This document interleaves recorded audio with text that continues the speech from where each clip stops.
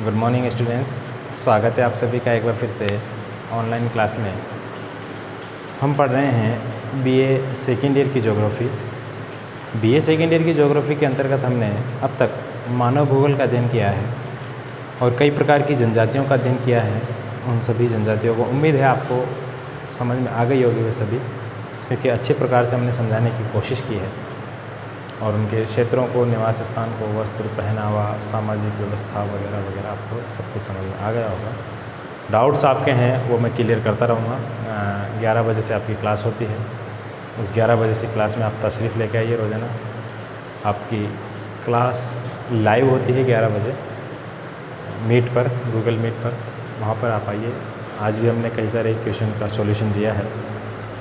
आप भी अपने क्वेश्चन लेकर आइए ताकि हम सभी प्रकार के क्वेश्चन जो हैं, जो डाउट्स आपके आ रहे हैं, उनको क्लियर कर सकें। ठीक है, ये क्लासें आपकी इस तरीके से यथावत आती रहेगी जब तक कोविड-19 का खतरा बना रहेगा। ठीक है, चलिए अब देखिए शुरू करते हैं आज का इस लेक्चर को। आज हम आखिरी जनजाति पढ़ेंगे जो हमारे सिलेबस में है। उस जनजाति का नाम है गोंड जनजाति। कौन सी जनजाति है? गोंड जनजाति। इस जनजाति को आज हम पढ़ेंगे। ये भारत की एक बड़ी जनजाति है। कुछ किताबों में तो ऐसा लिखा हुआ है कि गोंड जनजाति भारत की सबसे बड़ी जनजाति है संख्या के मामले में। कुछ आंकड़े भील जनजाति को बताते हैं और अधिकतर किताबें संथाल जनजाति को बताती हैं। ठीक है, लेकिन ध्यान रखिएगा भारत की सबसे बड़ी जनजाति संथाल ही है। ठीक है, इनकी जनसंख्या, गोंड जनजाति की जनसंख्या 1 करोड़ से भी अधिक बतलाई गई है। ठीक है, कुछ किताबों में 1 करोड़ से अधिक जो इनकी संख्या बतलाई गई है। अब देखिए बात करते हैं इनके निवास स्थल की। तो निवास स्थल में ये लोग दक्षिण के कर्नाटक, तमिलनाडु, यहाँ से लेकर के उत्तर के मध्य प्रदेश, इसके अलावा गुजरात, आंध्र प्रदेश, उड़ीसा, बिहार, यहाँ तक ये लोग फैले हुए हैं। ठीक है, यानी कि मुख्य क्षेत्रों में बात की जाए कर्नाटक, आंध्र प्रदेश, महाराष्ट्र से लेकर के गुजरात, एमपी, छत्तीसगढ़, झारखंड, बिहार और बंगाल तक ये लोग फैले हुए हैं। इनकी सर्वाधिक जनसंख्या जो क्षेत्र है, यानी कि सर्वाधिक एक साथ जहाँ पाए जाते हैं वो है मध्य प्रदेश और छत्तीसगढ़ में। जो बस्तर नाम का एक ज़िला है, आपने सुना होगा, छत्तीसगढ़ में है। वहाँ उस क्षेत्र में सर्वाधिक जनजातीय जनसंख्या जहाँ पर पाई जाती है वो देश का एक ही ज़िला है। वो कौन सा है? बस्तर ज़िला। ठीक है, सर्वाधिक जनसंख्या वहाँ पर पाई जाती है, जनजातीय जनसंख्या, जिसको शेड्यूल्ड ट्राइब्स कहते हैं, वो जनजाति। ठीक है, तो गोंड जनजाति भी सर्वाधिक कहाँ पाई जाएगी? बस्तर ज़िले में। ठीक है, पहले मध्य प्रदेश में था, अब छत्तीसगढ़ में इसको कर दिया गया है। ठीक है, इसके बाद ये देखिए इनमें कुछ इनकी उपजातियाँ या इनके वर्ग पाए जाते हैं। वो भी कई बार परीक्षा के प्रश्नों में पूछ लिया जाता है कि गोंड जनजाति के प्रमुख वर्ग कौन कौन से हैं। तो आप उन वर्गों के नाम भी लिख लीजिए। गोंड जनजाति आवास निवास स्थान में लिखना है इनको। इनके कुछ वर्ग है, मारिया है, मूरिया है,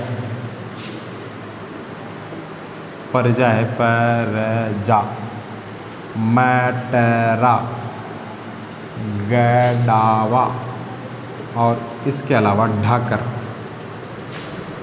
ये इनके उपवर्ग हैं। ठीक है, मारिया, मुरिया, परजा, मटरा, गडावा, ढाकर। मारिया, मुरिया, परजा, गटरा, मटरा, ढाकर। ठीक है, इस तरीके से ये इनके 6 प्रमुख वर्ग है, जनजातीय वर्ग। ठीक है, ये आपको याद रखना है। ठीक है, इनकी आवास और अर्थव्यवस्था आप देख लेते हैं, कैसे इनके घर होते हैं, कैसे इनकी जो है अर्थव्यवस्था होती है। देखिए इनके घर जो होते हैं वो मिट्टी, पत्थर और ईंटों के बने हुए होते हैं। ठीक है, और उनकी जो छत होती है वो भी मिट्टी या चद्दर वगैरह जो आज के लिए डाल लेते हैं, तो घास फूस की होती है इनकी छत। लकड़ियों का एक डंडा फंसा करके उस पर झोपड़ी टाइप बना देते हैं।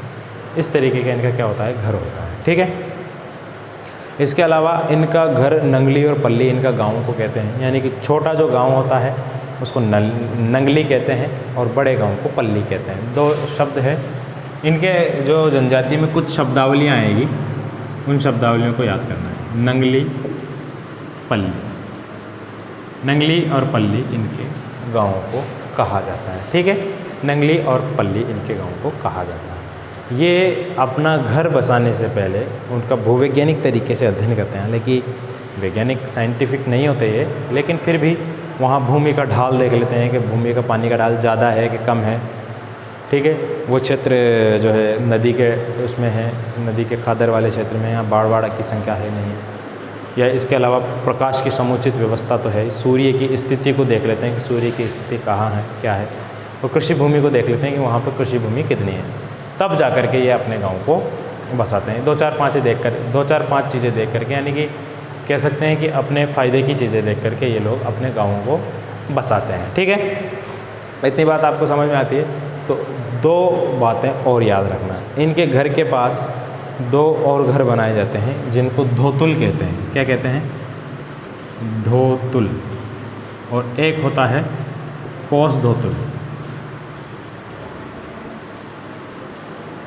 इम्पोर्टेंट शब्दावलियाँ हैं, इन शब्दावलियों को आप याद कर लें। जैसे एस्किमो में हमने पढ़ा था इतुरपाक, माओपाक, कयाक वगैरह, एनगोई वगैरह, तो इसी तरीके से इनके भी ये कुछ नाम हैं, इन नाम को आपको याद करना होगा। कराल एक पढ़ा था मसाई जनजाति का घर, पू भील जनजाति का घर, ठीक है, इग्लू एस्किमो का घर। इस तरीके से हमने अलग अलग जनजातियों के घरों के नाम भी पढ़े हैं। अर्स एक जनजाति का घर था। धोतुल और कोस धोतुल। धोतुल क्या कहते हैं? देखिए, ये लोग अपने नवयुवक जो लड़कियां होती है और लड़के जो होते हैं, उनको रहने के लिए, एक साथ रहने के लिए, नवयुवकों को रहने के लिए एक घर का निर्माण करते हैं जिसको युवक गृह कहा जाता है। युवक गृह जिसमें 9 लड़कियां और लड़के दोनों एक साथ रहते हैं, ऐसे घरों को धोतुल कहा जाता है, ठीक है। वो उसमें नाच गाना, अपना मनोरंजन जो भी उनको करना होता है, वो सब कुछ उसमें करते हैं। क्या नाम है? धोतुल, ठीक है। इसके अलावा एक जो होता है कोस धोतुल। कोस धोतुल में ये युवक युवतियों का घर, ठीक है, इनका बनवाया जाता है। कोस धोतुल में क्या करता है? ये सरकारी कोई कर्मचारी आ गया, सरकारी कर्मचारी या कोई मेहमान आया है, उनको रखने के लिए अपने घरों के पास एक और घर बनाते हैं जिसको क्या बोलते हैं? कोस धोतुल। तेरे घर के सामने एक घर बना हुआ है, ठीक है। यानी कि अपने घर के पास एक घर और बनाते हैं जिसमें किसको रखते हैं? मेहमानों। मेहमान खाना जिसको बोलते हैं, उसमें ये लोग अपने मेहमानों को रखते हैं, जिनमें कुछ कर्मचारी होते हैं, सरकारी कर्मचारी, कुछ इनके रिश्तेदार होते हैं, उनको उसमें रखा जाता है। कह सकते हैं एक तरीके से इनका गेस्ट हाउस होता है, ठीक है, यानी कि अतिथि गृह। इसके बाद ये लोग आत्मनिर्भर होते हैं पूर्ण तरीके से। ये इंपॉर्टेंट बात है, ये लोग किसी दूसरे के ऊपर निर्भर नहीं होते। पशुचारण कर लेते हैं, कृषि कर लेते हैं, आखेट भी कर लेते हैं, ठीक है। इसके अलावा नहीं पड़ती पार तो वनों की उपजों जैसे फल फूल पत्तियाँ आदि को भी ये लोग इकट्ठा करके खा लेते हैं। इसमें भी पार नहीं पड़ती तो ये कुछ लोग मछलियों का पालन कर लेते हैं, मछलियों का शिकार कर लेते हैं, ठीक है। अब देखिए, जिस तरीके से हमारी अभी पिछली जनजाति पढ़ी थी हमने, भील जनजाति। भील जनजाति 2 प्रकार की कृषि करती है, एक तो दजिया और चिमाता, एक तो दजिया है और एक चिमाता है। इसी तरह ये लोग भी 2 प्रकार की कृषि करते हैं। इसको मिटा देता हूँ मैं। ये लोग भी कितने प्रकार की कृषि करते हैं भाई? 2 प्रकार की कृषि करते हैं। कौन कौन सी करते हैं गुरुजी? पिछले वीडियो में मैंने आपको भील जनजाति की औरतों को भी दिखाया है कि किस तरीके से वो गहनों में सजी हुई रहती है, ठीक है। और मैंने आपको नोट्स भी दे दिए थे उसके लिखे हुए, तो अगर मिल जाएंगे तो इस वीडियो में आप गौंड जनजाति की महिलाएं वगैरह आपको बतला दूंगा, मिल जाएंगे तो, ठीक है। चलिए, मैं क्या बता रहा था आपको? मैं बता रहा था आपको कृषि। ये इनकी भी 2 प्रकार की कृषि होती है। एक तो होती है दिप्पा, दीपा, दिप्पा, ऐसे नहीं, दिप्पा। और दूसरी होती है पेंडा। 2 प्रकार की कृषि करते हैं। दोनों ही प्रकार की कृषि कौन सी होती है? स्थानांतरित।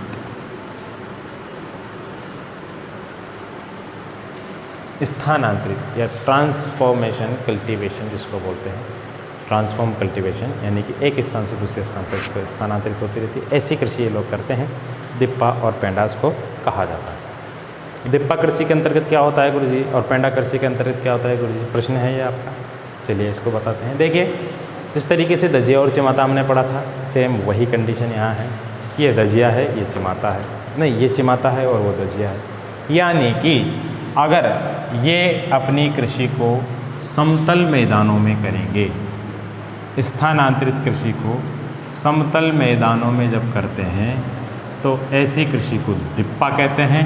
जब पहाड़ी ढालों पर, कहाँ पर, पहाड़ी ढालों पर सीढ़ी नुमा खेत बनाकर, कैसे नुमा, सीढ़ी नुमा खेत बनाकर कृषि करते हैं तो ऐसी कृषि को, स्थानांतरित कृषि, ऐसी कृषि को क्या बोलते हैं भाई, ऐसी कृषि को बोलते हैं ये पेंडा कृषि। बात समझ में आ गई? दिप्पा मैदान, पेंडा पहाड़, क्लियर? पेंडा पहाड़, दिप्पा मैदान। कौन सी कृषि है? स्थानांतरित प्रकार की कृषि। वस्त्र और भोजन देख लेते हैं इनके, क्या खाते हैं क्या नहीं खाते। वस्त्रों में ये लोग जो है सूती वस्त्र पहनते हैं और सूती वस्त्रों का निर्माण ये खुद ही करते हैं। साथ ही साथ स्त्रियां मूंगे और मोतियों से बने आभूषणों को पहनती है, गले और हाथों में पहनती है और इसके अलावा बालियां पहनती है। बालियां कहाँ पहनते हैं? कानों में, ठीक है, कानों में बालियां पहनती है। पशुओं के सींगों के कंघे बनाते हैं ये। पशुओं के जो सींग होते हैं उन सींगों को बारीक बारीक बारीक बारीक काट करके कंघे बनाते हैं। स्त्रियां अपने कंघे में, अपने बालों में कई सारे कंघे लगा के रखती है, ठीक है, कई सारी 12-12, 15-15 कंघे अपने बालों में लगा के रखती है। इससे वो ऐसा लगता है कि वो सुंदर लग रही है, ठीक है। और जब शादीशुदा हो जाती है महिलाएं, लड़कियां लगा के रखती है। महिला जब शादीशुदा हो जाती है तो अपने पति द्वारा दिए हुए कंघे का ही इस्तेमाल करती है, उन्हीं कंघों को अपने जो है बालों में लगाती है, ठीक है। यानी कि प्रतिव्रता होती है, पति की बातों को मानती है, ठीक है। इसके अलावा चित्र गुदवाने का भी प्रथा है यहाँ पर, अपने शरीर पर, अपने चेस्ट पर, अपनी पीठ पर, अपने हाथों पर ये लोग क्या गुदवाते हैं? चित्र गुदवाते हैं, ठीक है। वो बनाने के आते हैं ना उस तरीके से, ठीक है। ये इम्पोर्टेंट इनके रहन सहन और खान पान के बारे में हमने देख लिया। भोजन में हमने देख लिया है, भोजन में क्या खाते हैं? वही गेहूँ चावल जो चना वगैरह, मक्का, मोटा जो अनाज है वो ये लोग खाते हैं। नहीं मिलता तो ये कंदमूल खा लेते हैं, वो भी नहीं मिलता तो मछली खा लेते हैं, वो भी नहीं मिलता तो शिकार करके खा लेते हैं, ठीक है। भूखे तो रहेंगे नहीं। चलिए, इसके बाद एक इम्पॉर्टेंट बात है वो आपको याद रखना है इस जनजाति के संदर्भ में, जो हमने पिछली जनजाति के संदर्भ में पढ़ा था गोल गधेड़ों। इस जनजाति के संदर्भ में हमने एक और प्रथा है इसकी, और वो प्रथा क्या है? हालांकि शादी ब्याह से संबंधित नहीं है, वो शोषणकारी प्रथा है, कबाड़ी प्रथा। प्रश्न आता है इसका, ठीक है। क्या होती है गुरुजी, बताओ। कबाड़ी प्रथा क्या होती है? कबाड़ी प्रथा एक इम्पोर्टेंट है। देखिए, कबाड़ी प्रथा के अंतर्गत ये लोग क्या करते हैं? देखिए, अपनी पुत्री की शादी कराने के लिए या कोई जुर्माना चुकाने के लिए या फिर अन्य किसी कार्यक्रम के लिए जब कोई गोंड व्यक्ति किसी साहूकार से कुछ धन उधार लेता है, पैसा लेता है, तो वो साहूकार ऐसे तो नहीं देता, ब्याज लेता है। उसका क्या लेता है? ब्याज। तो जब वो पैसा उधार लेता है, अपने कार्यों को करता है, तो उसके पास तो पैसा होता नहीं, तभी तो उधार लिया ना उसने। तो उसके पैसे को चुकाने के लिए वो उसके यहाँ बंधुआ मजदूरी करता है, यानी कि सुबह से शाम तक उसकी यहाँ मजदूरी करता है, उसकी नौकरी करता है, उसका नौकर बन जाता है, उसका सेवक बन करके नौकरी करता है, और बदले में उसको उसके जीवन यापन के लिए नाज, चावल, कपड़े वगैरह वो सेठ उसको देता रहता है। यानी कि पहले उसको पैसा दिया जाता है उधार के रूप में। जैसे मान लीजिए मैंने पैसा लिया है किसी साहूकार से, मैं गरीब आदमी हूँ और मैं गोंड आदमी हूँ, ठीक है। मैंने पैसा लिया किसी साहूकार से, पैसा मैंने ले लिया, तो पैसा लेने के बाद अब मेरे से पैसे उसके चुकते नहीं, तो मैं क्या करूँगा? उसके पास जाऊँगा और उसकी सेवा में हाजिर हो जाऊँगा और उसकी सेवा करूँगा, ठीक है। इसके बदले में मेरा कोई काम धंधा तो है नहीं, उसकी सेवा करूँगा, तो उस सेवा के बदले में वो मुझे आजीवन, जब तक मैं पैसे नहीं चुका पाता उसके, तब तक मैं उसकी सेवा करता रहूँगा मरते दम तक, और इसके बदले में वो मुझे मेरी ज़रूरत का सामान भी देता रहेगा, ठीक है। इसके बाद अब वो मर गया, तो मरने के बाद वो अपने बेटों को भी वसीयत करके जाता है कि इस सेठ की आपको गुलामी करनी है, क्योंकि मैंने इससे पैसा उधार लिया था। इस तरीके से वो सेठ उसका शोषण करता रहता है। इस प्रकार की, क्योंकि वो जितना भी उससे काम करवाता है उसके बदले में उसको पैसा नहीं देता, केवल उससे काम ही करवाता है। और अगर पैसा देता भी है तो वो ब्याज का पैसा उसका धीरे धीरे धीरे धीरे धीरे धीरे पहाड़ की तरह चढ़ता रहता है। ठीक है, तो इस प्रकार उस गोंड व्यक्ति का शोषण होता रहता है, साथ ही साथ उसके आने वाले भविष्य का भी शोषण होता रहता है। इस प्रकार की शोषणकारी व्यवस्था को कबाड़ी प्रथा के नाम से जाना जाता है। आपको समझ में आ गई होगी कबाड़ी प्रथा किसको कहते हैं। एक बार फिर से समझ लीजिए, कबाड़ी प्रथा गोंड जनजाति के लोग जो होते हैं, किसान जो होते हैं, मजदूर जो होते हैं, साहूकारों के पास जाते हैं पैसा लेने के लिए। पैसा क्यों लेते हैं? अपने कार्यों को करने के लिए, या कि कोई शादी ब्याह करने के लिए, या कोई किसी की कर्जा वर्जा लिया है किसी ने उसको चुकाने के लिए, या अन्य कार्यों के लिए पैसों की ज़रूरत तो पड़ती है। कोई बीमार हो गया तो उसका इलाज विलाज करवाने के लिए उसके लिए पैसा लिया जाता है। पैसा जब नहीं चुकता तो उसके यहाँ गुलामी करनी पड़ती है। गुलामी वसीयत के रूप में अपने बेटों को भी दे दी जाती है। गुलामी करने के वक्त वो उसका शोषण करता है। इस शोषणकारी नीति, इस शोषणकारी प्रथा, इस शोषणकारी व्यवस्था को ही कबाड़ी प्रथा के नाम से जाना जाता है। वर्तमान में क्या कर रही है सरकार? सामाजिक व्यवस्था के अंतर्गत लिखना है इसमें, भूत प्रेत आत्मा वगैरह इन सब में विश्वास करते हैं ये। वर्तमान संदर्भ में सरकार द्वारा इनके उत्थान के लिए कई प्रयास किए जा रहे हैं। इनके जो उत्थान के लिए क्या किया जा रहा है? प्रयास किए जा रहे हैं, यानी कि इनकी सामाजिक स्थिति को बदलने के लिए सरकार द्वारा कई सारे नियम बनाए गए हैं, जिसमें कबाड़ी जैसी शोषणकारी व्यवस्था को स्थान नहीं दिया गया है। यानी कि कबाड़ी जैसी शोषणकारी व्यवस्था के विरुद्ध सरकार ने कठोर कार्रवाई करने के आदेश दिए हुए हैं। या अब वर्तमान में कोई भी गोंड जनजाति का युवक या लोग कबाड़ी प्रथा का शिकार नहीं होंगे, क्योंकि सरकार ने इसके लिए नियम बना दिए हैं। साथ ही साथ सरकार ने इनके क्षेत्रों में स्कूल, हॉस्पिटल और सरकारी सेवा के केंद्र खोले हैं, ताकि इनको वर्तमान में शिक्षा दीक्षा मिल सके और ये लोग सरकारी क्षेत्रों में भी आ सके और अपने जीवन स्तर को ऊंचा कर सके। ठीक है, ये आपकी गोंड जनजाति थी, ख़त्म। जनजाति का चैप्टर ख़त्म। कल मैं लाइव आऊँगा 11 बजे। लाइव आपकी जितनी भी जनजातियाँ, 12 जनजाति मैंने पढ़ा दी है, 12 जनजातियों के संदर्भ में किसी का कोई प्रश्न हो तो आप प्रश्न पुट कर सकते हैं गूगल मीट के माध्यम से। मैं आपके 11, सवा 11, साढ़े 11 तक मैं आपके साथ जुड़ जाऊंगा, तब आप मुझसे अपने प्रश्नों को पूछ सकते हैं। तब तक आप अपने प्रश्नों को लिखते रहिए लगातार। अब हम देख लेते हैं भारत के नक्शे में इन सभी जनजातियों को एक बार फिर से, एक बार पहले भी मैंने आपको बताया है, और एक बार फिर से हम देख लेते हैं भारत की सभी जनजातियों को नक्शे के माध्यम से। चलिए, भारत का नक्शा बनाइए। पहले विश्व की जनजातियों को हम देख लेते हैं, तो विश्व का नक्शा बनाइए।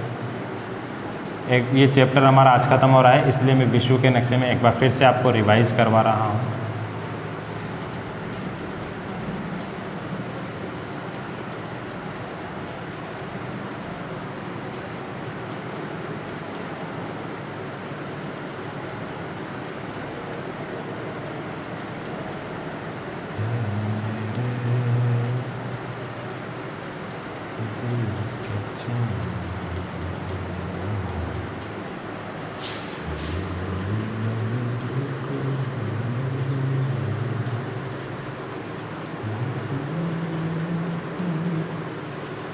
ये आपको अफ्रीका बनाना है। यहाँ पर अफ्रीका ये बन गया साहब, अफ्रीका ये लीजिए, सॉरी ये अफ्रीका बन गया। यहाँ से ये सींग निकाल दिया है,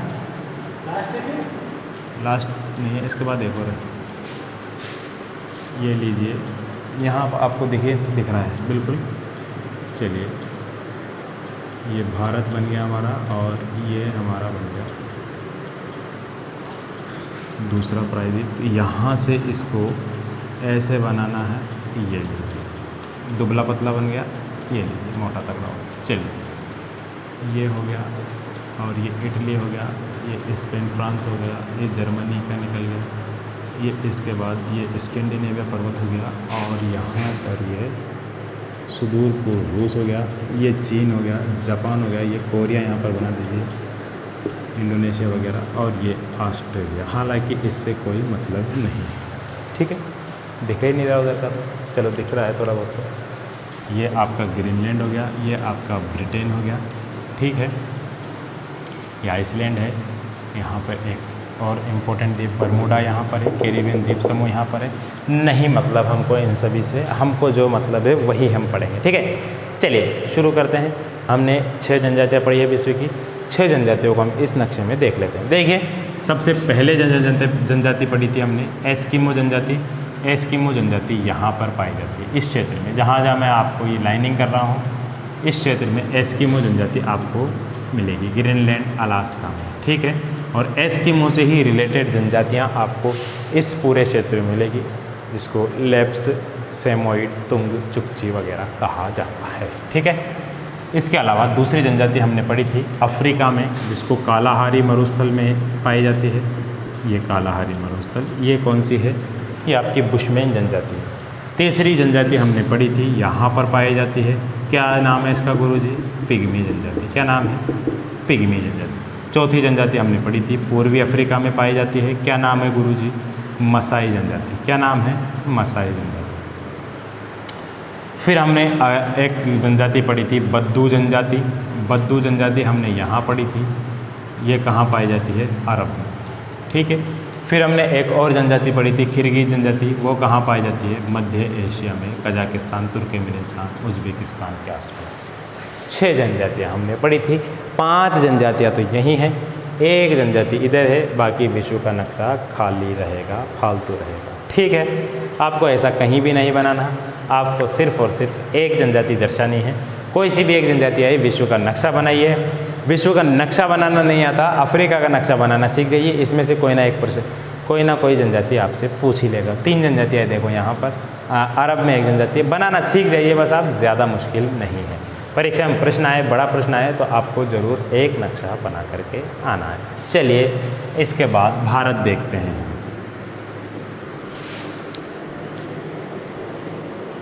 भारत में देखिए 6 जनजातियाँ, भारत की भी हम देख लेते हैं। ये भारत का नक्शा बन गया, ये लीजिए भाई,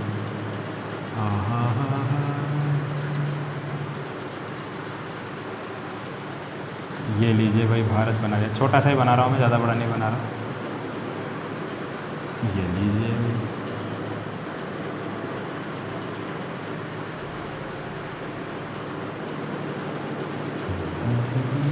चलिए बन गया भारत। भारत बन गया तो भारत की हम जनजातियाँ देख लेंगे। सबसे पहले हमने कौन सी देखी थी? सबसे पहले गुज्जर जनजाति देखी थी यहाँ पर, ठीक है, ये गुज्जर हो गई। अच्छा, मैंने उसमें इंडेक्स नहीं बनाया, आप इंडेक्स ज़रूर बनाना उसमें, मैंने इंडेक्स नहीं बनाया उसमें जल्दी के मारे। ये आपने कौन सी बना दी? गुज्जर जनजाति बना दी। इसके बाद हमने नागा देखी थी, नागा जनजाति। इधर क्यों जा रहे हैं म्यांमार में, अपन तो इंडिया में पढ़ रहे हैं। केवल ये वाला क्षेत्र, ये नागा जनजाति हो गई, ठीक है। इसके बाद तीसरी जनजाति हमने टोडा जनजाति पढ़ी थी, यहाँ पर नीलगिरी पर्वत पर, ये टोडा जनजाति हो गई।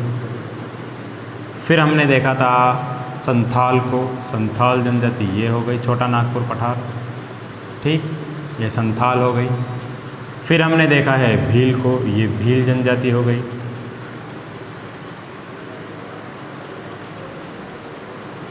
ये लीजिए भाई, भील जनजाति हो गई।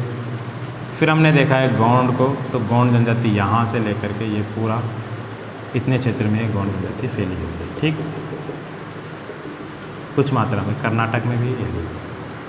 पिछला नक्शा गोंड जनजाति के संदर्भ में थोड़ा सा डिफरेंट होगा, आप उसको सही कर लीजिए, करेक्ट कर लीजिए। इंडेक्स बनाना है आपको 6 जनजाति में, 6 डिब्बे आपको बनाने हैं।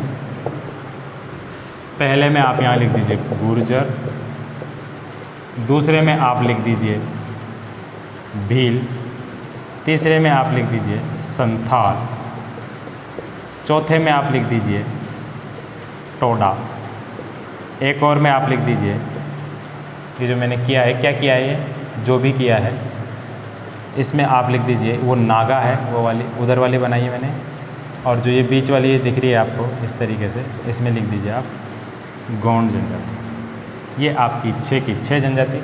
विश्व के नक्शे में भी आपको ये बनाना है, यहाँ पे आप लिख दीजिए उत्तर। ठीक है, ये बन गई आपकी जनजातियाँ। सिंपल है, मुश्किल नहीं है। मुश्किल तब होगा जब आप इसको समझेंगे नहीं। मैंने आपको समझाने की कोशिश की है, मैंने आपको लिखाया नहीं, मैंने आपको रटाया नहीं, मैंने आपको पढ़ाया नहीं, मैंने आपको समझाने की कोशिश की है। उम्मीद है जितनी कोशिश मैंने की है उतनी ही कोशिश आपने भी समझने की होगी। समझ में सब कुछ आ गया होगा। कल आपकी 11 बजे क्लास होगी, उस क्लास के लिए आप तैयार रहे। मिलते हैं नए टॉपिक के साथ। अब हम जनसंख्या पढ़ेंगे, विश्व की जनसंख्या, वितरण और जनसंख्या से संबंधित कुछ सिद्धांत पढ़ेंगे। बहुत इंपॉर्टेंट सिद्धांत है, वो भी समझने की चीज़ है, रटने की चीज़ कतई नहीं है। ठीक है, तो जनसंख्या संबंधी सिद्धांत के लिए तैयार रहिए। हम आपको कल मिलते हैं इसी वक्त, इसी वीडियो के साथ।